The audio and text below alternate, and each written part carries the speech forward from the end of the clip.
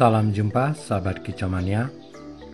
Jumpa di channel Om Santi tentang anis merah dan murai batu. Nah, di sini saya ingin mengulas sedikit pengalaman yang sangat berharga untuk perawatan anis merah yang mengalami mabung. Ketika sudah memulai memasuki masa mabung, yaitu dengan ciri-ciri bulu berjatuhan dari bulu kecil sampai bulu besar.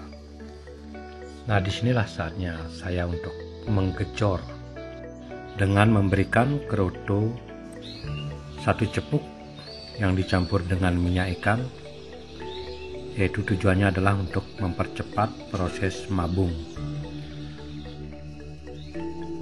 Mungkin sudah pernah saya ulas sebelumnya di video-video anis merah yang mengalami mabung, dan kali ini untuk memenuhi beberapa permintaan dari teman-teman, karena ada beberapa jenis anis merah yang begitu bulunya lepas ataupun mabung secara bersamaan bisa mempercepat proses macet ataupun ngeplong.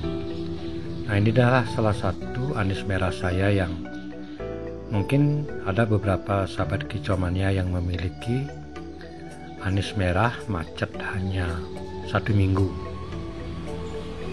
Karena rata-rata anis merah yang mengalami mabung sebagian besar memiliki ataupun macet berkepanjangan, bisa sampai 3 ataupun 4 bulan. Tetapi untuk kali ini saya memiliki anis merah dengan cara mengambrolkan bulunya secara spontan ataupun bersama dengan mempercepat menggunakan ekstra puding seperti keroto yang dicampur dengan minyak ikan. Nah, kita bisa lihat di sini dalam jangka waktu 2 hari bulu ambrol dan jorok sekali sahabat Kicau Mania. Itulah yang sering terjadi pada anis merah yang mengalami mabung.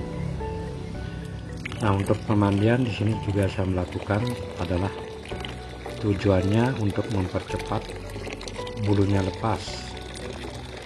Kita bisa melakukan pada pagi hari karena tentu saja fungsi dari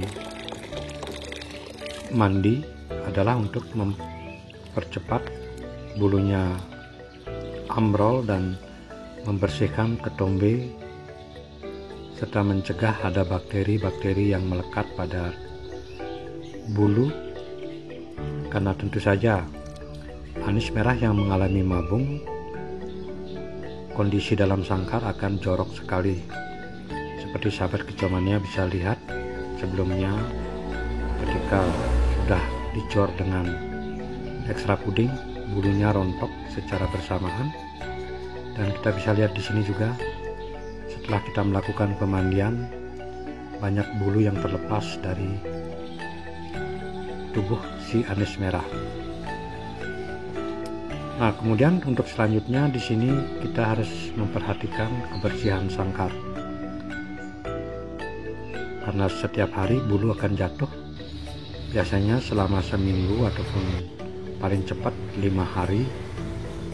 Kebanyakan yang mengalami adalah 1 minggu untuk mengambrolkan bulu. Sahabat Kicau Mania bisa lihat di sini bulu baru sudah tumbuh, dan disinilah saatnya kita memperhatikan. Dan bisa juga untuk sahabat Kicau Mania memberikan settingan ketika sudah memulai bulu baru yang tumbuh, yaitu dengan pemberian jangkrik setiap 2 hari sekali. Nah, ini adalah settingan saya untuk anis merah dengan memberikan 2 ekor jangkrik setiap 2 hari sekali. Begitu juga untuk proses pemandian anis merah yang sudah mulai dorong bulu, kita bisa melakukan dengan pemandian 2 hari sekali. Untuk air minum kita perhatikan, ini adalah hal yang sangat penting untuk anis merah yang sudah memasuki dorong bulu, karena dalam sangkar anis merah kebutuhan air minum sangat boros sekali. Itulah yang sering terjadi pada anis merah yang mengalami pasca mabung, makan boros dan juga air minum boros. Nah, setelah kita melakukan pemandian, sahabat kicauania bisa mengkondisikan burung menyendiri. Kita bisa menaruh ataupun mengablak. Ketika sudah mulai dorong bulu, tidak perlu dikerodong. Kita bisa mengkondisikan menyendiri ataupun terapi dengan masteran ataupun menempatkan di tempat yang sunyi.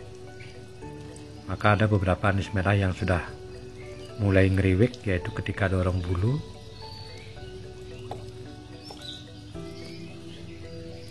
Bahkan ada beberapa juga anis merah yang mempunyai mental bagus, bisa ngeplong.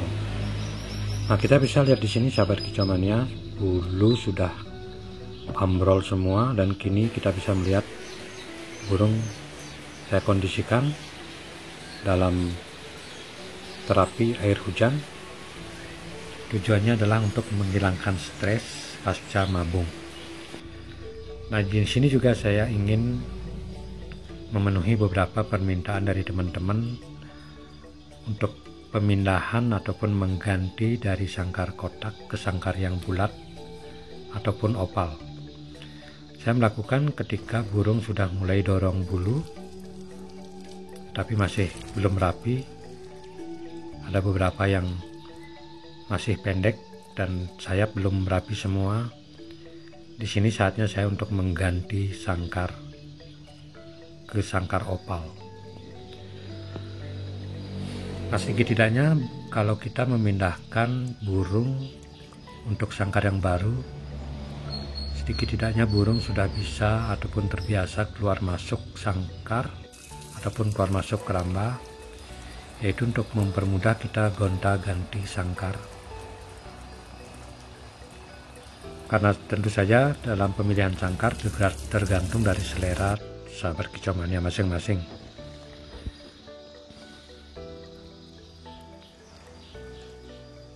Dalam pemandian ataupun memasukkan keramba, kita di sini bisa melakukan dengan menyemprot dengan sprayer ataupun dengan air selang untuk mempercepat proses dorong bulu, dan ada beberapa bulu-bulu yang masih tersisa. Kita bisa melakukan dengan menyemprot, karena kalau kita menunggu burung mandi sendiri dengan mengkobok-kobokkan tubuhnya dalam keramba, jarang sekali yang mau, kecuali burung tersebut sudah rapi bulunya, kemungkinan bisa mandi sendiri dengan mengkobok-kobokkan tubuhnya. Nah, ini adalah yang sering saya lakukan ketika mengalami mabung dengan menyemprot.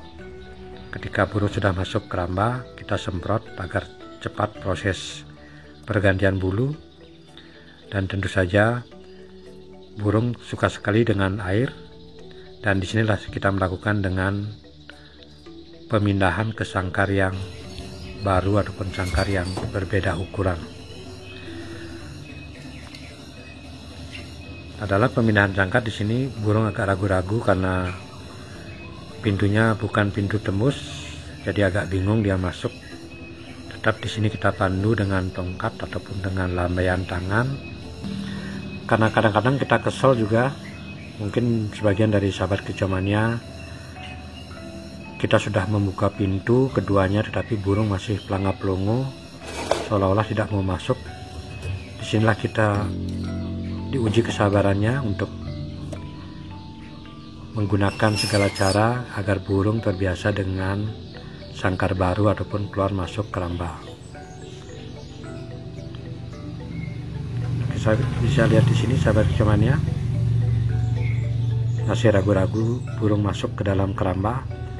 Disinilah saatnya kita menggunakan sendal ataupun tongkat, atau yang sudah terbiasa menggunakan tangan bisa juga, karena burung masih ragu-ragu dengan tempat yang baru atau sangkar baru.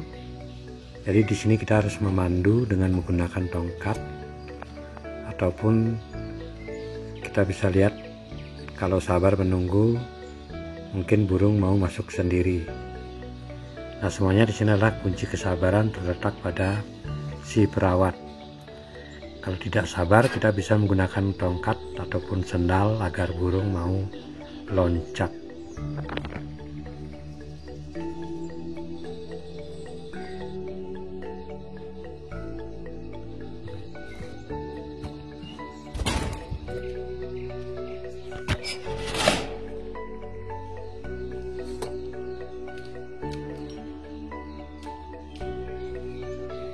Nah, setelah ke sangkar yang baru, di sini kita berikan jangkrik 2 ekor.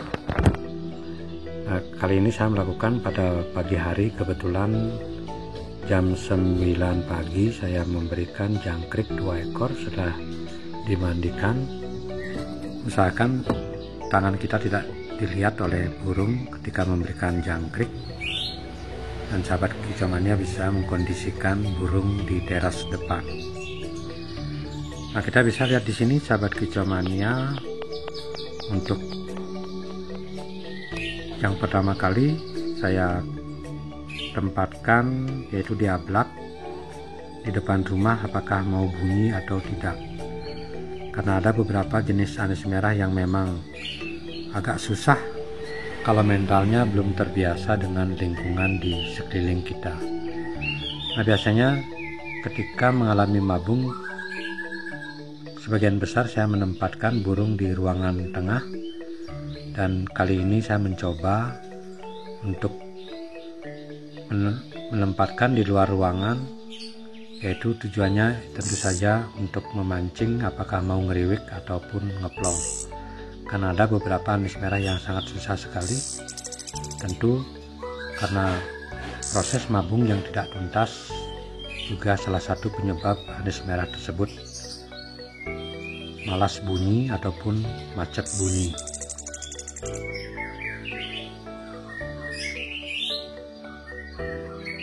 Nah, sahabat kicauannya, disinilah saya mengambil kesimpulan bahwa anis merah yang mengalami mabung sempurna ataupun mabung serentak bisa mempercepat proses bunyi dari macet, karena kebanyakan anis merah yang mengalami mabung tidak sempurna ataupun gagal mabung juga salah satu penyebab dari burung tersebut macet terlalu lama.